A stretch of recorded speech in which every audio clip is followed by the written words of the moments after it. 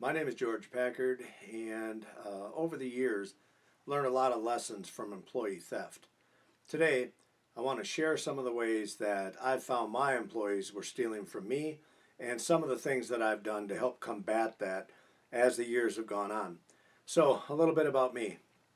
My wife and I have been entrepreneurs our entire life, and we've had several different businesses throughout the years.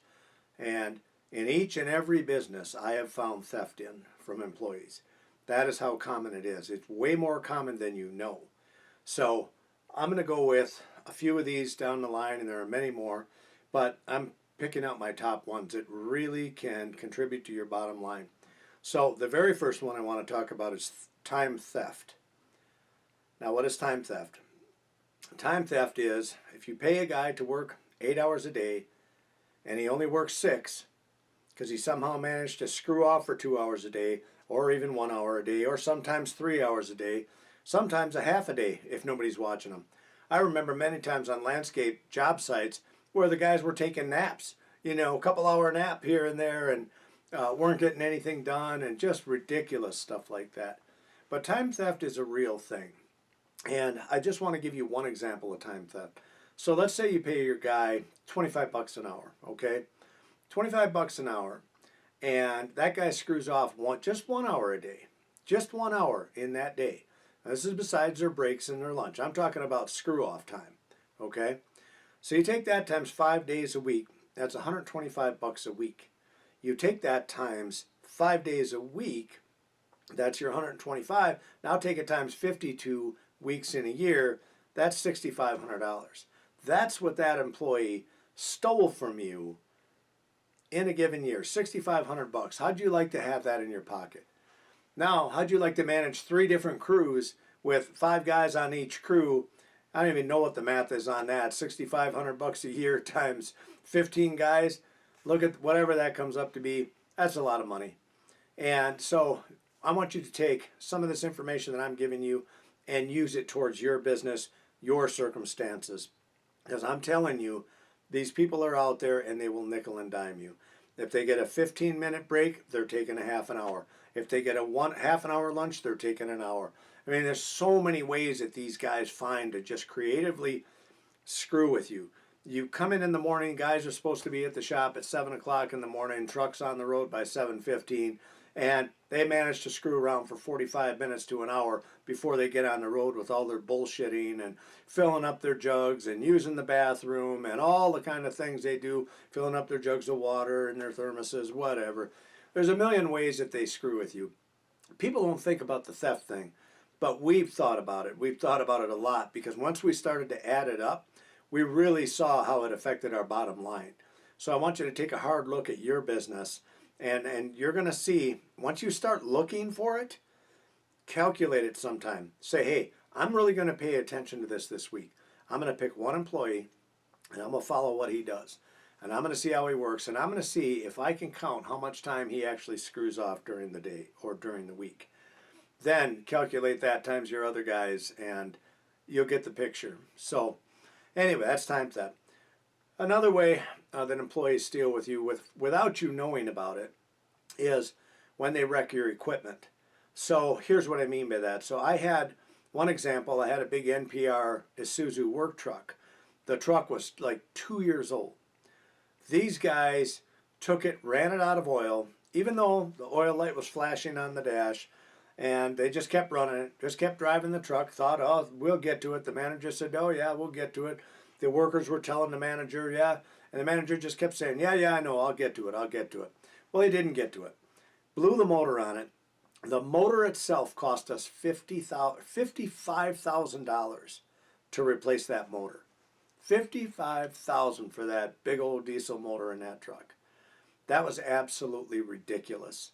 And I couldn't believe it. They've taken mowers, $20,000 mowers, ran those out of oil, blew them up on me. Stick equipment, I can't even remember how many pieces. It was nonstop. Either they mixed the fuel wrong, didn't put any oil in with the gas, burned them up. But when you're doing $250, $350, $400 for these trimmers and stuff and edgers and whatnot, look how that adds up. What about your $700-800 blowers? Same story. When they blow those things up, it all affects your bottom line. And it's because of negligence. Now, there's other ways they steal from you. So, I've had them steal my customers from me. Not once, not twice, but several times. I've had, like, lawn care guys, all of a sudden you fire that guy, he turns around, he goes to your customers, and he takes a handful of customers with him when he leaves. I've had that happen to me so many different times over the years. Now, how do you combat that? Well, I need to back up. I apologize. Let's go back to the negligence on the equipment and how you combat that. You've got to be checking that stuff. I had a fine system set up that if I walked up to you, you're the foreman on the job, I don't care what piece of equipment that I walked up to, if I found that it was low on oil, that guy got a $25 fine. And I stopped that problem. They didn't like it. I lost guys over it. They got pissed about it, but you know what? I held them accountable. They didn't want to be held accountable, so they would quit me. I don't give two shits if they quit me. I don't want you anyway. If you're gonna cost me thousands of dollars in stick equipment, you can be gone. I could care less. All right, so now let's go back to the stealing of the customers. That's happened several times to me. And even though you try to keep your customers, you call them up, you tell them what's going on, they like Johnny or they like Jake, and they just go with them anyway. So it costs you money. How do you stop that? I don't know that there is a solution for that. You can have them sign non-compete agreements, which you might as well wipe your butt with, because how are you going to prove that, and are you going to take the time to prove that? So if a customer goes out and he steals a dozen of your customers, he took a few grand from you, right? So if you want to do something about it legally, number one, you have to prove that. How are you going to prove that? Are you going to have all those customers that he took come into court and say, oh yeah, I signed up with Jake or Johnny? You're not going to do that. So these guys know that. They know that, so they just go ahead and do it. And the other thing, the cost of you taking them to court. Even if you got a judgment against the guy, which is very, very unlikely, the guy's never going to pay you.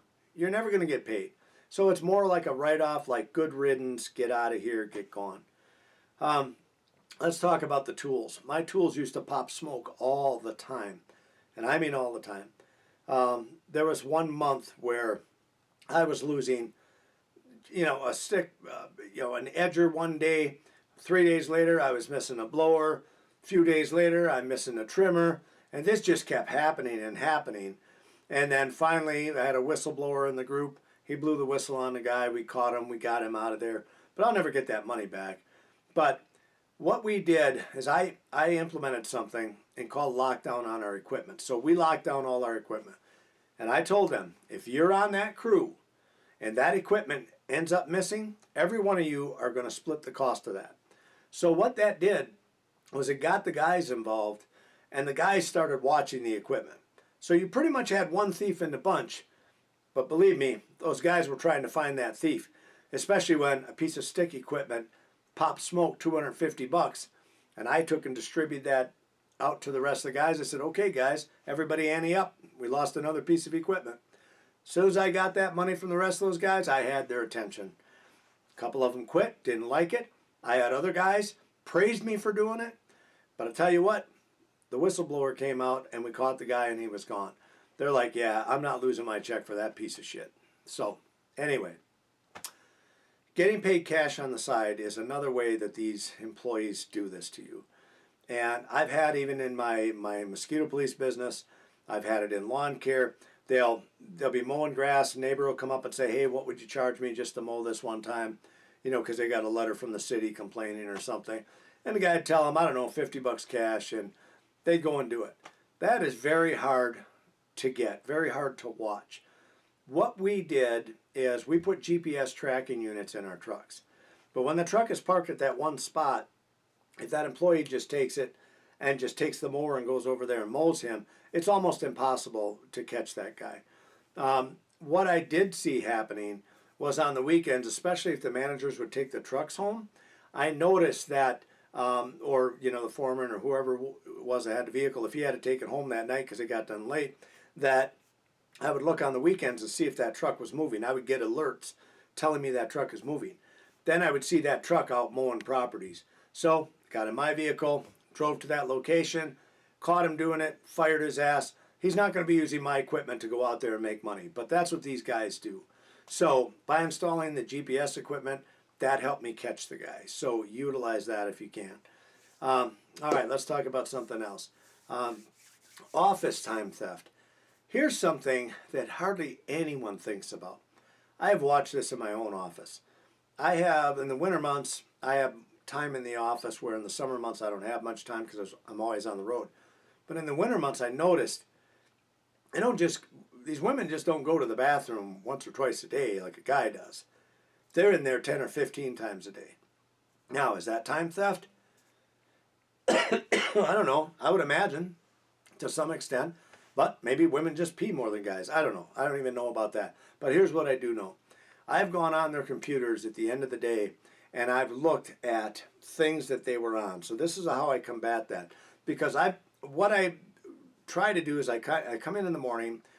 We have a quick 5-minute meeting. We talk about what are you going to do today? What are you going to do today? What are you going to do today? What I started to find out was her stuff wasn't done. Some of hers was done. This one didn't even touch anything. That really got my attention. I'm like, why am I paying these people if nothing's getting done? So I had the conversation with my wife. I'm like, we need to check into this. So we started looking into the computers, going into the history on the computers. We could see that half the time they put their headsets on and they're doing YouTube videos or they're doing all kinds of shit they shouldn't be. And so that stuff happens in the office too. Then get gone from the office. And one of the other things we did to combat this time theft is we put cameras in the office. So I've been on the road and I've had my wife pull up the office. So we're looking at the camera. They're all sitting around the coffee machine in there. I don't say anything. We just sit there and we watch, okay? And we watch and we watch. And all of a sudden, an hour goes by. 2 hours go by. 3 hours go by. Nobody's doing anything. Tell you what, when I got back to that office, I was livid. And I lit their asses up, and I think one of them quit on the spot. But we solved the problem. So putting that camera up in the office so we can watch them when we're not there made a big difference. Because these people didn't think we were watching the camera. You have got to let them know that you're watching the camera. I don't care if it's 1 day a week. Just go in there and say, hey, I noticed yesterday you spent quite a bit of time looking out the window, and I also noticed you didn't get your work done. Let's talk about that. As soon as you say that to them, their mind is like, oh shit, they are watching the cameras. So you have to periodically tell them things that you've noticed because you want them to know that you're watching the cameras. And you can't watch them 24/7. Nobody can. None of us have that kind of time. But just do it. Just once every 2 weeks. Bring up something they did in the office and then call them over to your desk and say, hey, I was just watching a film from the other day. We watch it all the time. But you want to tell me what you were doing there or what's going on? How come you weren't working? What's going on? Because they mainly will screw off when you're not there. But I found in our office, they'll do it even when you are there. They just put the headphones on and you think they're working on stuff. Check their work at the end of the day and see how many hours they spend on bullshit, shopping on Amazon, this, that, and the other. You'll be surprised. All right, credit cards. When you have a company credit card and you give it to your employees, I have been hit more times on that credit card. What I found, they will fill up their own vehicles with gas. This is what I've seen. So you give them a company vehicle. You expect them to fill that up, every week with gas. You know about what they're using. Maybe they burn a tank a week. All of a sudden, we started seeing twice as much money spent on fuel. We're like, well, he wasn't traveling twice as much, so what happened? We looked into it. Sure as shit, he was filling up his own vehicle on the weekends, so he didn't have to pay for gas. The other thing we caught our employees doing was buying personal items. Instead of going in and just paying for the gas, they're putting sandwiches on there, Monster energy drinks, all kinds of crap like that, even scratch-off tickets. And they don't say a word to you. They're hoping that you don't catch that. So you really got to pay attention to your credit card statements. Go down them. Look, itemize those things. Say, what was this? What is this? Let them know you're checking that. That is the most valuable thing you can do, is to let them know you're watching it. The worst thing you can do is nothing. You're too busy doing all your stuff over here. They know that. And they're going to come and take advantage of you. There was a guy in our town that was a town official. He stole $300,000 out of an account, taxpayer account. And when they asked him why he did it, the guy was honest. You know what he said? He said, because nobody's watching me. That's what he said. Employees think the same way. Not all employees, but many. And many will take advantage of you. I've had people in the landscape company, in my mosquito police company, that have stolen products from me. They'll take these $100 gallons of chemicals and they just pop smoke. So what are they doing with them? They're either selling them to somebody else or they're using them for their own use, doing moonlighting on the side or whatever, but it's still your chemicals. So we had to put cameras up over the top of our chemicals. We inventory them in, we inventory them out. Nobody comes and goes without getting checked out with their chemicals here. We had to put a stop to that. So that's what we did in order to do that. That was our pro moment there to do something about it. Checked in, checked out with us. Cameras are on them. Here again, let your employees know you're watching those cameras. All right.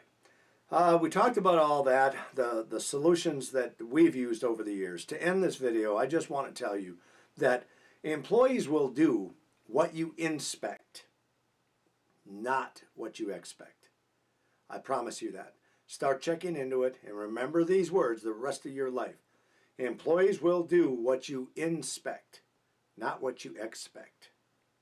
Check it out. You'll see I'm right.